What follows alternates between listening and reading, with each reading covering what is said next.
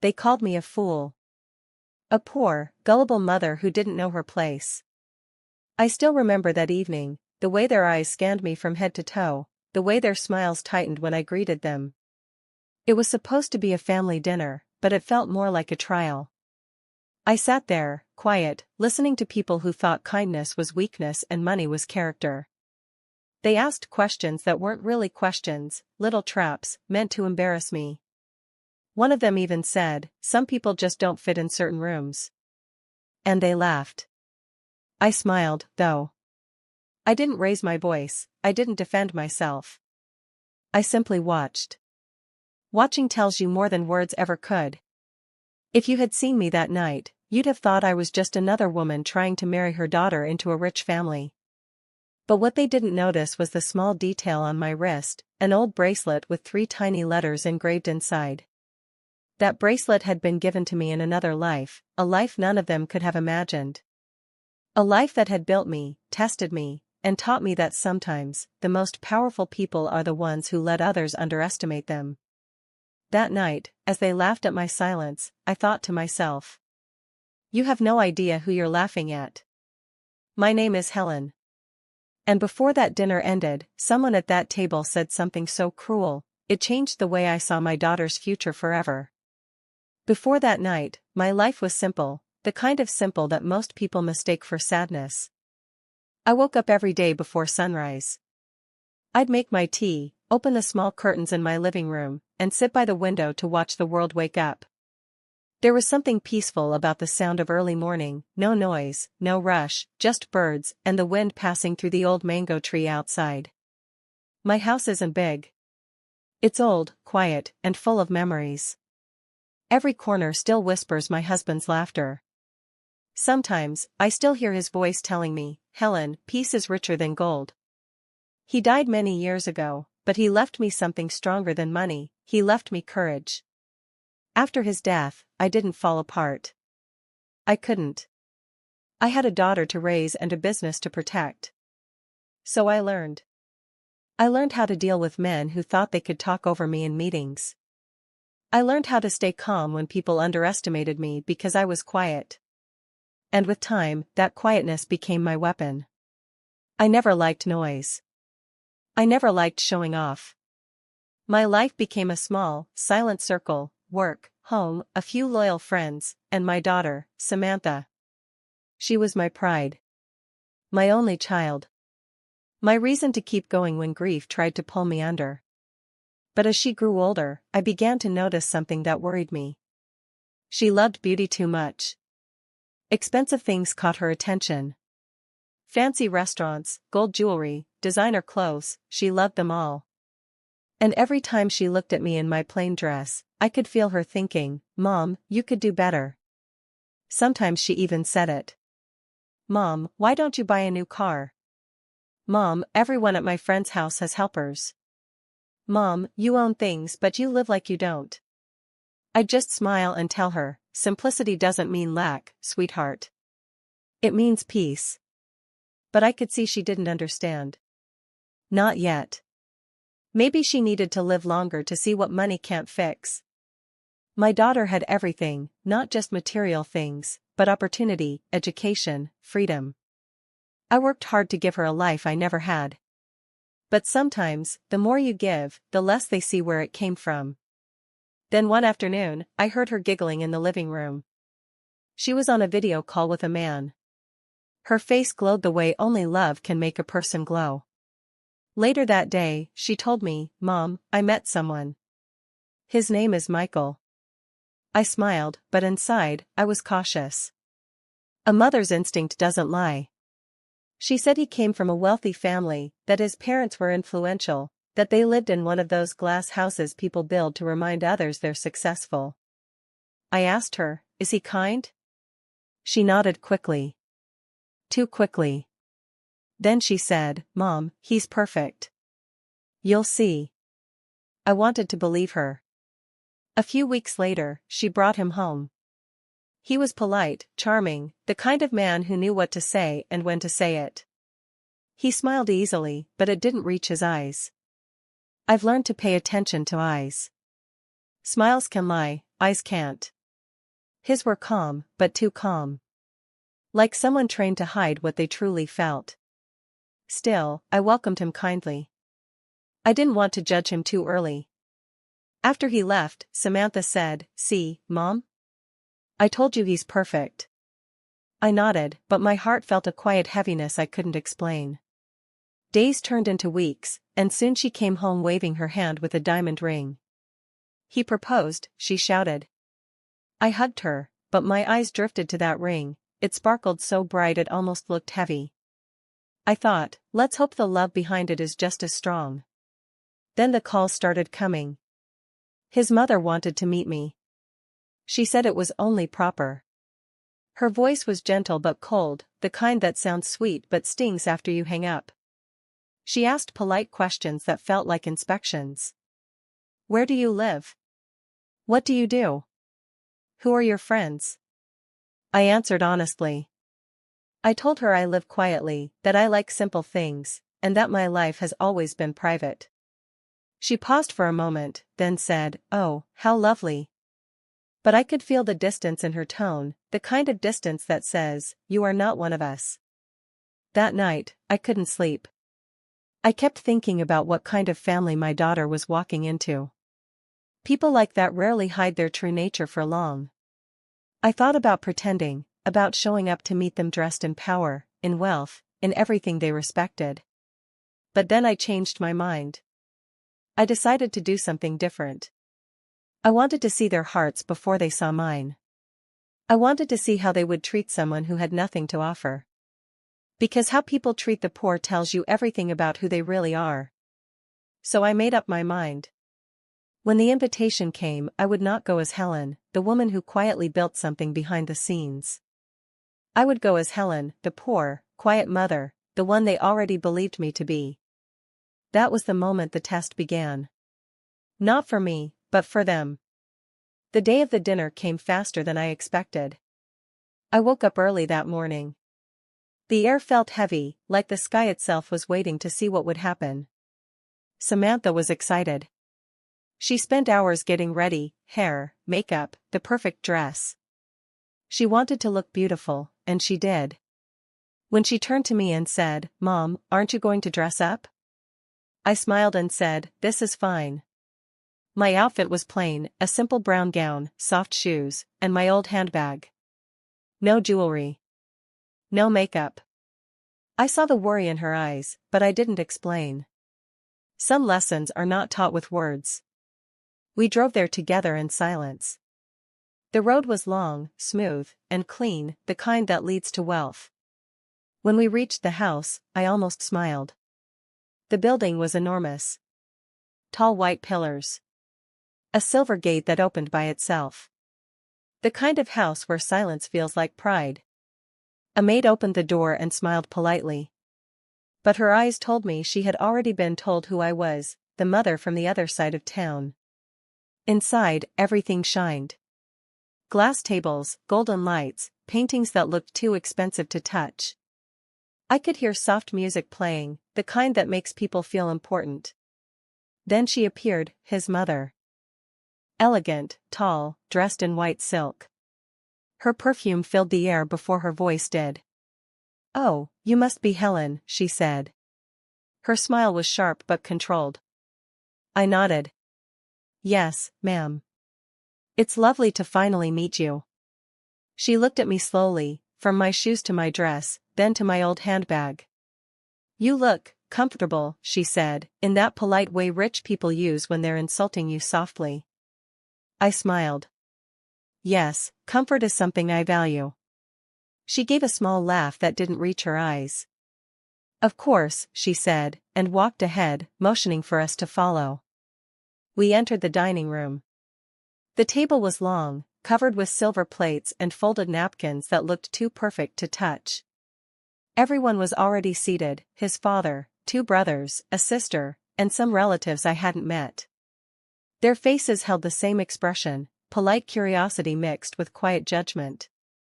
When I took my seat, I noticed one of the brothers whispering something to the sister. She covered her mouth to hide a laugh. I didn't react. I simply folded my hands and waited. The father spoke first. So, Helen, what do you do for a living? His tone was gentle, but the question carried weight, not curiosity, but testing. I run a few small businesses, I said. Oh, he raised an eyebrow. What kind? Just small investments here and there, I replied. Nothing impressive. His wife gave a quick look, that kind of look rich people give when they've decided you're not part of their world. Ah, she said, smiling. So you're a self-made woman? Something like that, I said quietly. She leaned forward. You know, our family values class and legacy. We believe a person's background says a lot about their future. I nodded slowly. That's true. But sometimes the future says more about a person than their background ever could. For a second, her smile froze. Samantha looked nervous. She kept glancing at me, silently begging me not to say too much. I didn't plan to. I wasn't there to argue. I was there to observe. Dinner was served. The plates were beautiful, white porcelain with gold edges. But what caught my attention wasn't the food, it was the way they served it. The maid handed everyone their plates carefully. But when she reached me, the last one, she placed it quickly and walked away, no eye contact, no smile. The mother didn't say a word. Neither did the father. They had set the tone. Everyone followed. I ate slowly, quietly, letting the silence tell me everything I needed to know. When the meal ended, the mother stood and said, "Well, Helen, it was nice having you here. I'm sure you can understand how much we value family compatibility." I smiled softly. Of course. Compatibility is important in every relationship. Then I looked at Samantha. Her face had fallen.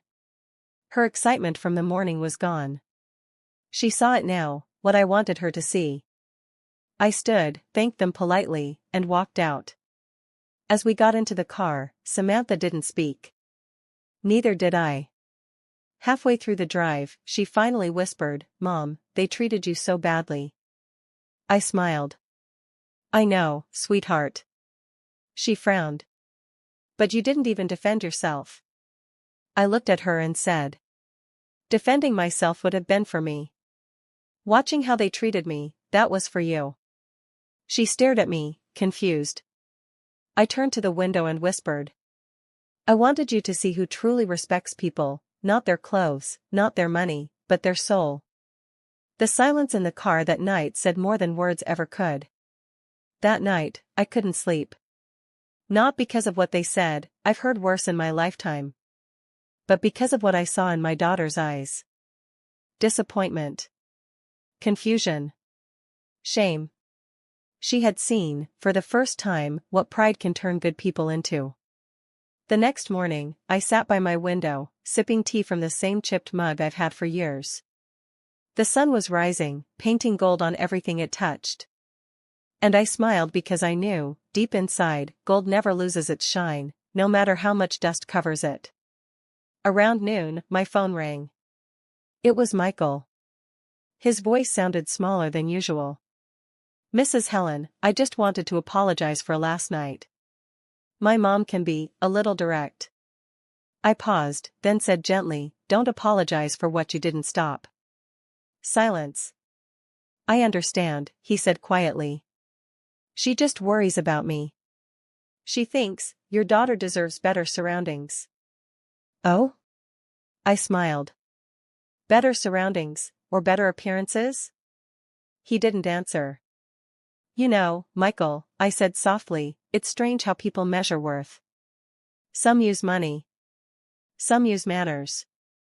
And some use how fast they can look down on others." He chuckled nervously. "You're a strong woman, Mrs. Helen." "I've had to be," I said. "Life doesn't hand strength to the loud. It gives it to the patient." We ended the call politely.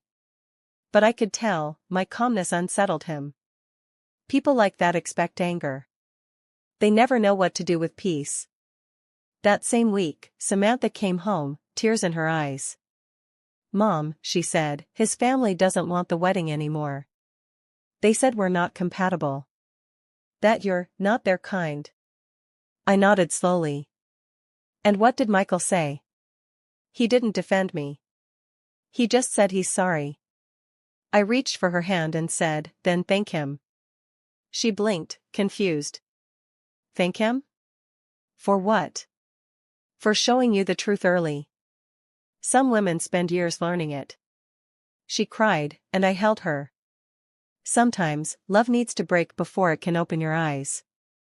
The following week, I received an invitation. It was from a business organization in the city. An international partnership I had helped build years ago. I hadn't attended one of their events in a long time, but that evening, I decided I would. I wore a simple black gown, still elegant, but nothing loud. My driver opened the car door, and as we pulled up to the Grand Hotel, cameras flashed everywhere. Business leaders, ambassadors, CEOs, all under one roof. As I stepped inside, the announcer's voice echoed through the hall. Ladies and gentlemen, please welcome the founder and chairwoman of the Hendricks Global Group, Mrs. Helen Grant. The crowd stood. Applause filled the air. I smiled politely and walked to my seat. Yes, that Hendricks Group. The same one that builds companies in 5 countries, sponsors women in business, and funds education for young girls. I had started it 20 years ago, with just a small loan and a heart full of stubbornness. As I sat there, listening to the speeches, I thought of Samantha, and of that dinner table filled with silent judgment. Life has a beautiful way of balancing things, quietly, patiently, and without shouting. The very people who thought I was unworthy would soon know my name, but not because I said it. Because the world did. 2 days after the conference, my picture appeared in the papers. Not on the front page, but enough to be seen by the right eyes. The headline read, Helen Grant expands her company to 2 more countries. I didn't plan it. It just happened to be perfect timing. That morning, I was in my kitchen, watering my small plants when my phone began to ring endlessly. Calls. Messages. Notifications. I ignored most of them, until one came from an unfamiliar number. I answered softly, hello? A pause. Then a trembling voice said, Mrs. Grant? It was her, Michael's mother. Her voice had lost that confident edge, that smoothness she wore like perfume. I just saw something in the news, she said. Is this, really you? What did you see? I asked. The Hendricks Global Group, she whispered. It says you're the founder. I smiled gently. Yes, that's true. Silence. You could almost hear her swallowing her pride through the phone. Oh, my goodness, she stammered, I had no idea. We thought that I was poor. I said softly. No. No, not that, I mean, well, we just didn't realize. I stopped her. It's all right. You weren't supposed to realize. I never told you. She tried to laugh, but it cracked halfway. Well, we'd love to invite you for dinner again, you know, properly this time. I smiled. That's kind of you, but I believe we already had dinner once. And that was enough. The line went quiet. Then she said softly, I understand. Please tell Samantha we're sorry. I ended the call politely. I wasn't angry. I wasn't bitter. I just felt calm, the kind of calm that comes when truth finally speaks for itself. Later that day, Samantha came home holding her phone. Her eyes were wide. Mom. You're on the news. Michael's family is freaking out. I smiled. I heard. They want to talk, she said. They said they made a mistake. I took a deep breath and said, mistakes are fine, my dear. But not all mistakes deserve a second chance. She sat beside me, silent for a while, then whispered, you knew this would happen, didn't you? I looked at her and smiled softly. I didn't plan it this way. I just knew that people eventually show themselves, and sometimes, life shows you right back. That evening, as I sat in my garden, my phone buzzed again. This time, it was Michael. "Mrs. Helen," he said, his voice unsteady, "I just want to apologize. My family was wrong about you." I didn't answer right away. "It's not about being right or wrong, Michael," I said quietly. "It's about seeing people beyond what they wear or own. You loved my daughter, but you didn't defend her. That tells me enough." He was silent for a long time before saying, "I made a mistake." "We all do," I replied. "But the difference is what we do after the mistake. That's what defines us." After we ended the call, I sat under the fading light of the evening, feeling a strange mix of peace and sadness. I didn't feel victorious. Just free. For years, I had lived simply, not because I had to, but because I wanted to remember where I came from. But that night, I realized something deeper. Pretending to be poor didn't just reveal their true colors, it reminded me of my own. Kindness, patience, dignity, those were my real wealth. The money? That was just the echo. 2 days after the conference, my picture appeared in the papers. Not on the front page, but enough to be seen by the right eyes. The headline read, "Helen Grant expands her company to 2 more countries." I didn't plan it. It just happened to be perfect timing. That morning, I was in my kitchen, watering my small plants when my phone began to ring endlessly. Calls. Messages. Notifications. I ignored most of them, until one came from an unfamiliar number. I answered softly, "Hello?" A pause. Then a trembling voice said, "Mrs. Grant?" It was her, Michael's mother. Her voice had lost that confident edge, that smoothness she wore like perfume. "I just saw something in the news," she said. "Is this really you?" "What did you see?" I asked. "The Hendricks Global Group," she whispered. "It says you're the founder." I smiled gently. "Yes, that's true." Silence. You could almost hear her swallowing her pride through the phone. "Oh, my goodness," she stammered, I had no idea. We thought that I was poor." I said softly. No. No, not that, I mean, well, we just didn't realize." I stopped her. "It's all right. You weren't supposed to realize. I never told you." She tried to laugh, but it cracked halfway. "Well, we'd love to invite you for dinner again, properly this time." I smiled. "That's kind of you, but I believe we already had dinner once." And that was enough. The line went quiet. Then she said softly, "I understand. Please tell Samantha we're sorry." I ended the call politely. I wasn't angry. I wasn't bitter. I just felt calm, the kind of calm that comes when truth finally speaks for itself. Later that day, Samantha came home holding her phone. Her eyes were wide. "Mom. You're on the news. Michael's family is freaking out." I smiled. "I heard. They want to talk," she said. "They said they made a mistake." I took a deep breath and said, "Mistakes are fine, my dear. But not all mistakes deserve a second chance." She sat beside me, silent for a while, then whispered, "You knew this would happen, didn't you?" I looked at her and smiled softly. "I didn't plan it this way. I just knew that people eventually show themselves, and sometimes, life shows you right back." That evening, as I sat in my garden, my phone buzzed again. This time, it was Michael. "Mrs. Helen," he said, his voice unsteady, "I just want to apologize. My family was wrong about you." I didn't answer right away. "It's not about being right or wrong, Michael," I said quietly. "It's about seeing people beyond what they wear or own. You loved my daughter, but you didn't defend her. That tells me enough." He was silent for a long time before saying, "I made a mistake." "We all do," I replied. "But the difference is what we do after the mistake. That's what defines us." After we ended the call, I sat under the fading light of the evening, feeling a strange mix of peace and sadness. I didn't feel victorious. Just free. For years, I had lived simply, not because I had to, but because I wanted to remember where I came from. But that night, I realized something deeper. Pretending to be poor didn't just reveal their true colors, it reminded me of my own. Kindness, patience, dignity, those were my real wealth. The money? That was just the echo.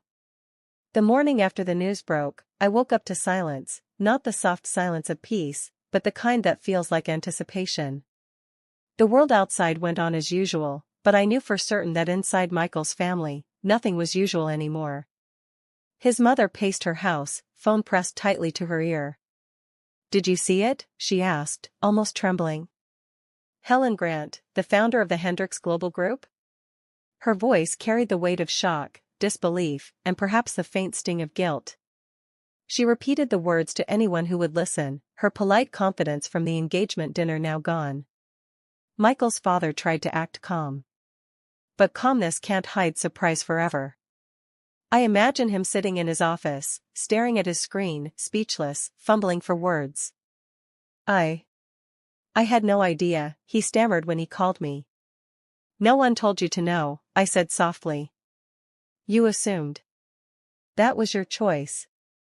That was all I said. No anger. No drama. Just truth delivered quietly, like a river that doesn't need to roar. Later that day, Samantha told me how their relatives were whispering among themselves. "Did you see her? She built all that? I thought she was poor. We never realized." And just like that, the walls they had built around their pride began to crumble. Michael's family tried to reach out multiple times. First with calls, then with hesitant messages, and eventually with invitations to apologize properly, invitations to make amends. I told Samantha, they're learning the hard way. Sometimes humility is the only teacher they respect. She looked up at me, eyes wide. "Mom, do you think they'll ever see it fully? Even after all this?" I smiled softly. "Some people never see it fully, my dear. But that's okay. You've seen it. And that's what matters." Over the next few days, I heard whispers from acquaintances, friends, even strangers. "Helen Grant? She's expanding her companies into other countries. She owns businesses overseas. I can't believe it. We underestimated her. Completely. And I didn't correct anyone. I didn't have to." People often underestimate quietly strong individuals. They judge by appearances, by the clothes they wear, by the size of their home or car. But life has its own way of revealing truth. Slowly, persistently, and always at the right moment. One afternoon, Samantha said something that made me pause. "Mom, do you regret pretending?" she asked softly. I shook my head.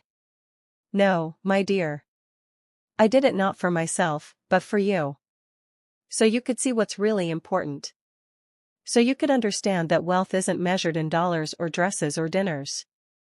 It's measured in respect, patience, and dignity." She nodded slowly, as if the weight of the lesson was settling in. That evening, I walked into the garden. The city lights glimmered, but I could see something brighter in my heart, peace. I thought about Michael's family. Their pride, their judgment, their assumptions. And I realized something: the moment people underestimate you, the moment they think you're powerless, is the exact moment life can quietly remind them who you are. And life doesn't need to shout. It doesn't need revenge. It just waits. And when the time is right, truth rises. Samantha sat beside me quietly, watching me. "Mom, they learned their lesson, didn't they?" she asked softly. I smiled. "Some of them did. Some of them never will. But that's not the point. The point is you learned what to value. That's the real lesson." And in that quiet garden I felt a satisfaction deeper than any applause, deeper than any recognition. Not from the newspapers. Not from strangers. But from knowing that the woman I raised, the woman my daughter was becoming, had seen truth when it mattered most. And that, my dear listeners, is a kind of wealth that no one can ever take away. The days after the news spread were quiet, but the change in Samantha was noticeable. She walked with a different kind of confidence, not the kind that comes from wearing expensive clothes or flashing a smile to impress others. It was the kind that comes from knowing what truly matters. One afternoon, she sat beside me in the garden again. The sun was dipping low, painting the sky golden pink. "Mom," she said softly, "I understand now. I understand why you acted the way you did, why you pretended." I didn't speak immediately. Sometimes, the best lessons are not taught with words. They are felt in quiet moments like this. She continued, "I used to think wealth was what everyone could see, the house, the dress, the car. I thought happiness had to shine. But now, I see it's the quiet things. Respect, patience, integrity, and love. Real love." I reached for her hand and squeezed it gently. "Exactly, my dear. Those things are the foundation of life. They don't come with a price tag. They can't be bought or faked. And they last longer than anything else." She looked up at me, eyes wide and thoughtful. "Mom, do you think I'll ever forget the dinner? The way they treated you?" I shook my head slowly. "No, sweetheart. And that's the point. Some lessons are unforgettable because they shape who we become. You will carry this lesson with you always. And when you have your own life, your own choices, you will know what to value. And what to avoid." Samantha's eyes glistened, a mixture of pride and understanding. "Mom, I feel like I see the world differently now. I see the people, not the appearances. I see the truth hidden behind words and smiles." I smiled softly. "Yes. And that's the greatest gift life can give you, the ability to see people as they are, not as they pretend to be." That evening, as the city lights flickered on, I felt an unexpected peace. Not because I had revealed my wealth or my success, I had done nothing of the sort publicly. The peace came from knowing that my daughter had learned her first, perhaps most important lesson: worth is measured by character, not by appearances. She leaned her head on my shoulder and whispered, "Mom, I hope I grow to be like you." I hugged her tightly. "You already have the heart for it, Samantha. The rest, you will learn with time." Life will test her again, I knew. And one day, she would face people who judged too quickly, who assumed wealth defined value, or who looked down on others without knowing their story. But I also knew this: she would remember tonight. She would remember the dinner. She would remember how some people can judge wrongly, how patience and dignity reveal the truth, and how the quiet strength of a mother can guide a daughter through life's most important lessons. And in that moment, I realized something else. The world doesn't always reward the loud, the flashy, or the obvious.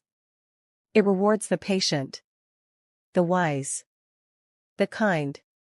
And those who understand that respect, dignity, and integrity are the true measure of a person. That night, as we sat together, I whispered softly, not to her, but to myself. Wealth, power, pride, they fade. But lessons like these, love, truth, and dignity, they last forever. And in that quiet, golden moment, I knew we were both richer than any riches the world could ever give.